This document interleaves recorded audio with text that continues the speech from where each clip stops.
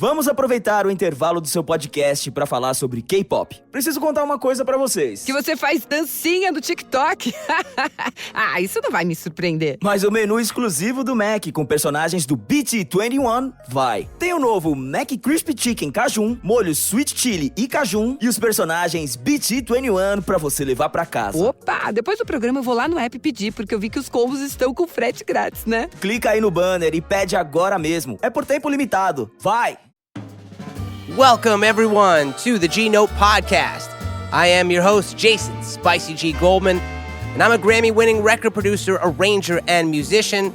I've been a music professor at USC for over 22 years, and I am most known for writing and producing music for the iconic crooner Michael Bublé over the past 20 years. This is a pod for musicians who want advice and strategies on navigating the music industry. If you're not a musician but a music fan, I promise there is plenty in here for you as well. On this pod, we talk all things music. On today's pod, we are talking about what it means to be a touring musician. Let's go.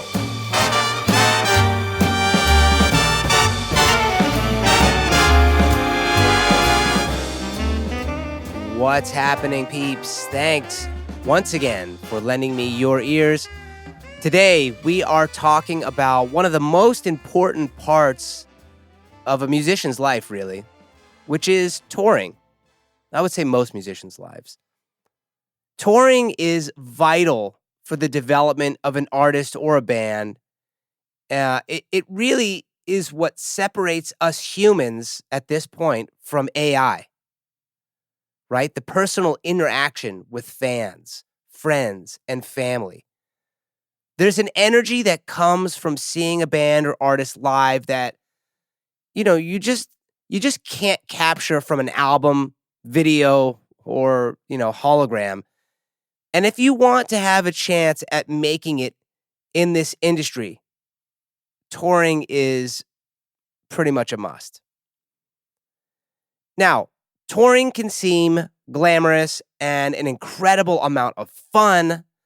However, there are some serious things to think about and consider before hitting the road, and that's what we're going to be talking about today. Let's discuss what it means to really just be touring. It means that you are sharing your music or someone else's music, if you're a side person, to tons of people who may have never heard your music before. Social media can only do so much, but this live element is different. You're building a fan base. You're meeting new people in person, obviously, seeing parts of the globe you've never seen before, and you are making a living playing music. Pure bliss. Touring can seem like a great idea, but what about the economics of it? Meaning, how much are you getting paid overall? Does the math actually work out? Well, here are some of the pros and cons about, with regards to touring. And I'm going to start with the positives, the pros. So buckle up. This one could be a little bit longer than some of the other episodes, but it's really, really important and something that I hope that most of you musicians out there listening will take seriously. And for those of you that are not musicians, you'll glean a little bit of insight as to kind of what we go through when we do these types of touring things. Okay, here we go, the pros. As I mentioned, you will hopefully get to see parts of the world you never thought you would see on someone else's dime. Right? They're paying you to go travel the world and be in places you may never have seen your entire life. When I first went on tour with Bublé's band, we were brand new. Most people had never heard of him, and honestly, he didn't have a lot of money. And while he was getting some tour support from the label, because he was signed to, and is still signed to the same label, Warner Brothers Reprise. It wasn't much. And we would, we were the first band and we would have to sleep 2 to a room. We got paid $800 a week, plus a meal per diem of about $35 a day. And many of us, of course, tried to still save as much of that meal per diem as possible, right? We would try to just see if we can get away with spending $20 a day on food. We stayed at some pretty crappy garbage hotels and occasionally some really nice ones, but those were few and far between in the early days. But we visited some amazing places across the globe. We met wonderful people and ate incredible cuisines. So that is one of the big glamorous perks of touring, of course. Despite the fact that we're getting $800 a week, we are going places that we may never go again.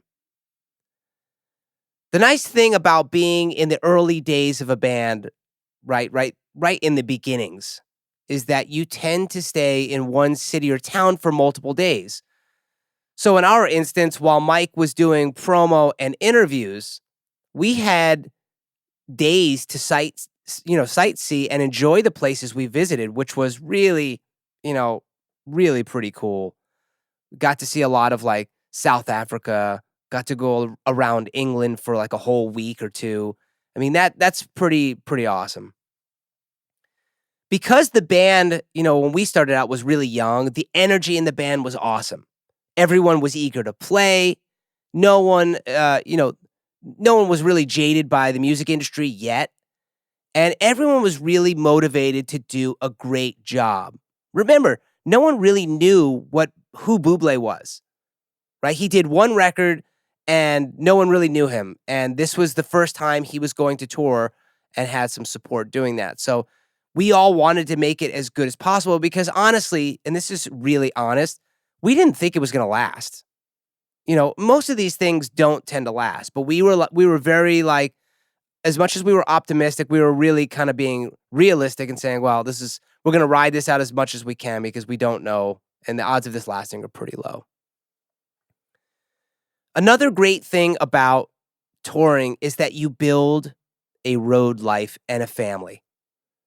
These are people you are going to be spending a lot of time with, and you learn to be a family because that is pretty much all you have when you are on the road. You'll develop incredible friendships and have a ton of great times. If you are touring with a major artist, you will likely be treated like a king or queen. Now, again, remember, in my scenario before, Bublé was not a major artist yet. Yes, he was signed to a label, but he was not a major artist. But if you are, you will be treated like a king or queen. The hotels will likely be excellent. Catering will be great. You will likely have a high-end tour manager making travel details super easy.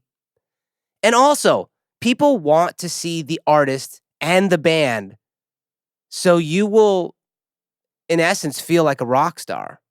And it's the truth. I mean, I remember even in some of the early days when we were playing, like we did the Blue Note in New York City a couple times, and I'm thinking about it now, the fact that we played the Blue Note. I mean, he plays stadiums now, but we played the Blue Note as one of them. And matter of fact, I remember at the time when Kevin Spacey actually sat in with the band. It was pretty cool. But we were at the Blue Note, and this was like one of our first kind of 5-day things at the Blue Note, and there was like a line of people just waiting to talk to not only Bublé but the band, and that was a pretty cool, feeling just in general. Because again, we're just jazz musicians. We never thought anything about something like that. Here is the best benefit and the biggest takeaway from a pro for being a touring musician. And although it's not a glitz and glamour kind of thing, it's really important. And here it is. You're meeting people that can be very helpful to your future. Whether it be managers, booking agents, record label people, other musicians, they can all help. And this is really, really the biggest pro to being on tour. And I know, again, out of all the things I mentioned, that's like, well, I mean, I want to see the world. Yeah, that's super awesome. I mean, it really is. But we're thinking a little bit more long-term, and we tend to talk about that a lot on this show. And the biggest thing in terms of the takeaways for long-term success for you would be to meet those people that you will be around, hopefully, which can help you. Okay, let's get into the cons. And again, I know the cons are never fun to talk about. And while there are some amazing perks to being on the road, I try to give you the inside scoop, and I try to keep it real on this pod. So here are the cons. Touring is a young person's game. I know we see all of these legacy acts touring, but keep in mind, they made their money already and now can tour in style and luxury. Most people cannot afford to do that. Not to mention, they don't have to stay on the road for months at a time. They book their gigs based on whatever they want to do, not what they need to do. So that's a really important thing to understand. I mean, you could be on the road for months at a time, which can be very, very tricky for those of you who try to have a life at home as well.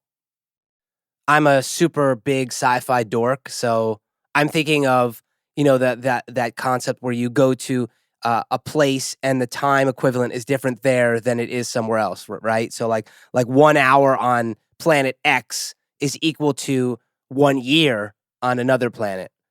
So that's actually what touring is kind of like. Things are happening on the road that seem at the moment, but life is continuing in, with what you had at home. It's just, you're just not there. You will end up missing a lot of major life events because you can't leave the tour for a wedding or bar bat mitzvah or birthdays. And this can be quite sad as you tend to drift apart from the people you knew. Sure, there's always social media, of course, and text messaging and FaceTime. But if you're on a heavy tour, you are moving very fast and oftentimes just forget to get back to people because it's hard doing the tour. It also becomes extremely difficult to keep a lasting relationship at home.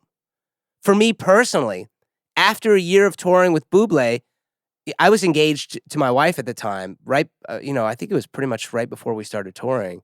And I had to make a decision, right? And the decision was, do I continue to tour and go after the glamour of being with Bublé? Again, this was the first year, so weren't really sure. As he was really on the up and up, or do I have a life with my wife and start a family? And luckily, I made the right choice and got off the road with Bublé and had a family and a life.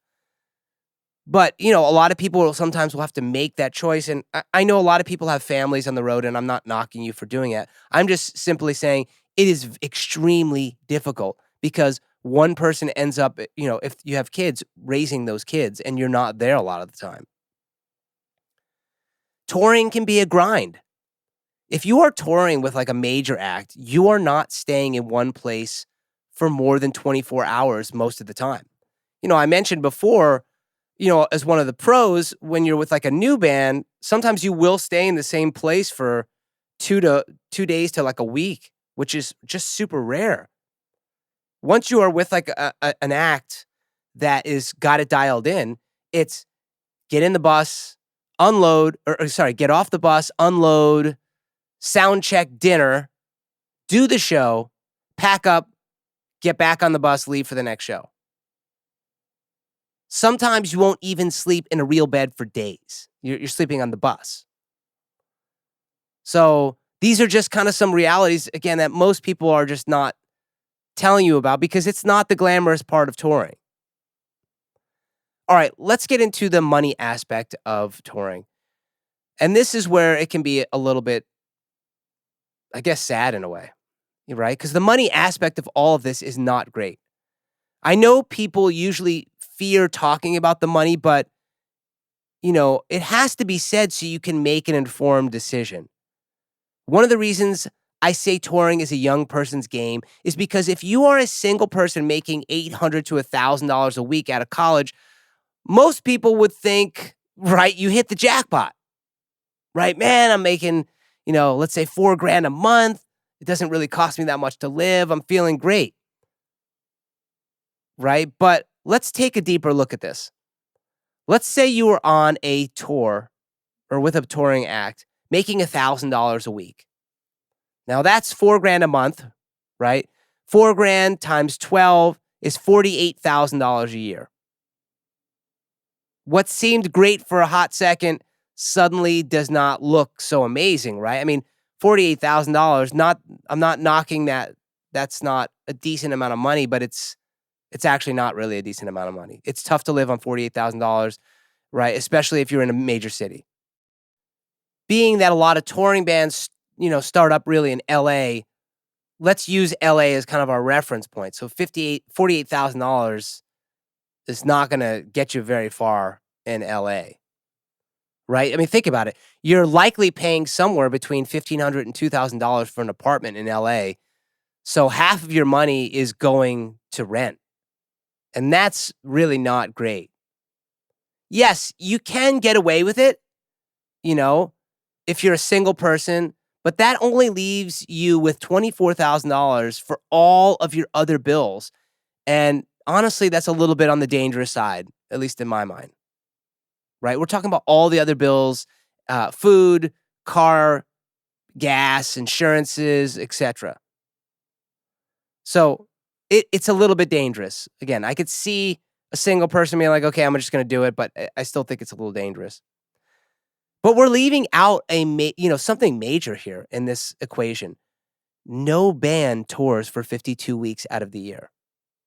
I would say a heavy tour schedule would be more like, we're talking a heavy tour schedule, probably like a 25-week run for the year. That means, based on our scenario above, you're actually only making $25,000 for the year, and that is not good. And don't forget, it can also be tricky to balance tourings and gigs in your hometown, as most artists will want you to make sure you're available for their tours, not to mention if people are not seeing you in town, right, they tend to kind of forget about you, meaning you're getting less work in town. It's not necessarily that they forget about you as much as they start to be like, this cat is always on the road, so they're not going to be my first call anymore. Finally, remember, most major artists do not tour every year.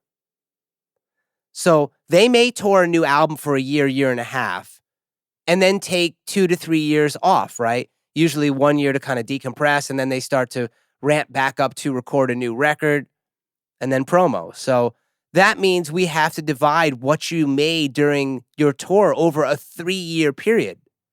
So let's do a quick scenario. Let's say you got into a nice-sized artist band making $2,500 a week. The artist toured a year and a half, let's say, for a total of like 40 weeks. So what is that? 40 times 2,500, it's like $100K, right? Over a year. So $100,000 over a year and a half. We'll say a year and a half, right? Because again, roughly 25 weeks a year if it's a heavy artist. So we'll say it's $100,000 over a year and a half. But the artist doesn't tour again for 2.5 years. So now we need to divide that salary you made over 4 years total, right? A year and a half on and then 2.5 years off the road, leaving you with $25,000 a year. No bueno, folks. No bueno. Granted, when you are not touring, you are looking for other work, so I'm sure you will manage to find more work, but it's important to put this all into perspective, right? You can only get so much work, and then you're building up that you're in town again, and then you go out again. And then people start to be like, I know this person isn't in town. I know they're really not going to be committed to my project. So you're not going to get the high-level work, really. All this to say, I highly recommend touring not be a long-term plan.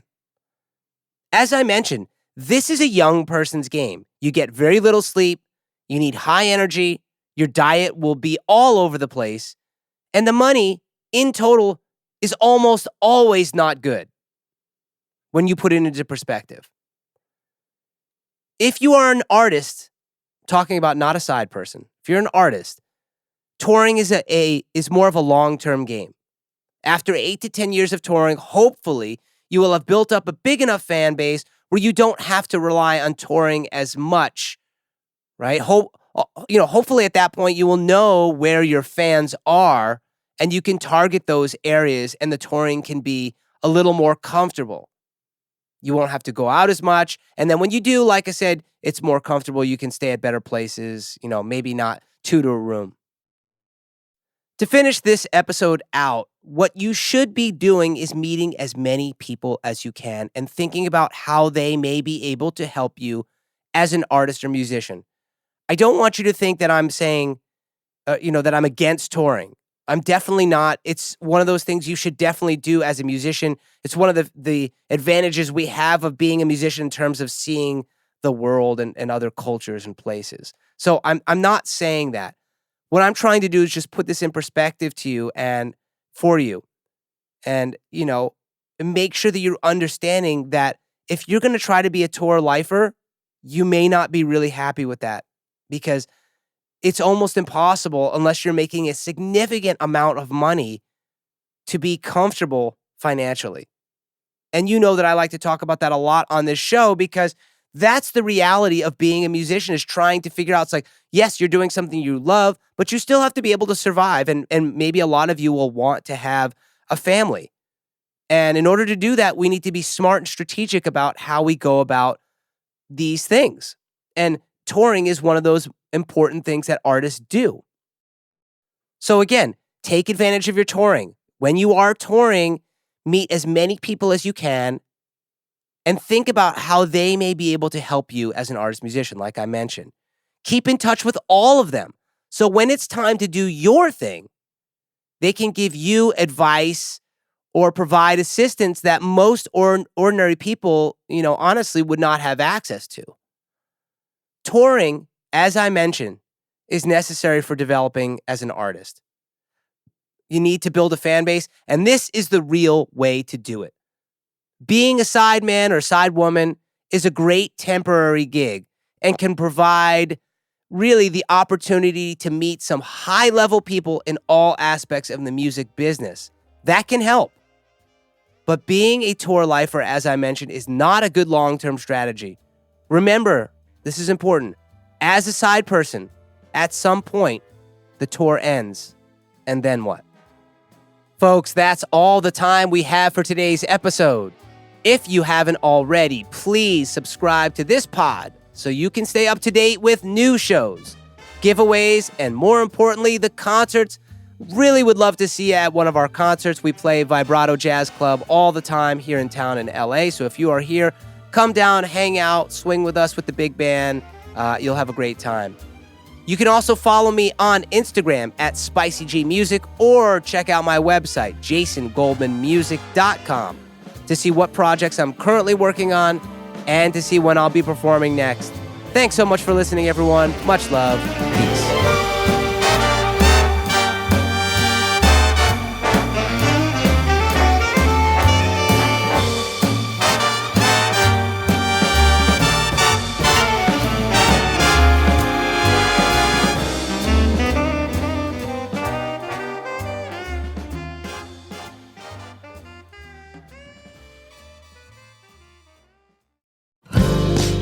The Arwen Lewis Show is brought to you by Evolve Entertainment, featured on Pantheon Podcasts. And I'm Arwen. I inhabit our blue planet, but my beliefs belong in the celestial realm. I'm the daughter of Peter Lewis, founding member of rock and roll cult icons Moby Grape, and the granddaughter of Oscar-winning actress Loretta Young, and I've been part of the creative cosmos all my life. I'm a recording artist, musician, songwriter, and producer, and I am your host for The Arwen Lewis Show. The Arwen Lewis Show features in-depth interviews with the hottest indie music artists and music royalty. Listen to me on any of your favorite digital listening platforms, particularly from my channel on Pantheon Podcasts and thearwenlewisshow.com. Hi, this is Peter Lewis and Moby Grape. You're listening to The Arwen Lewis Show.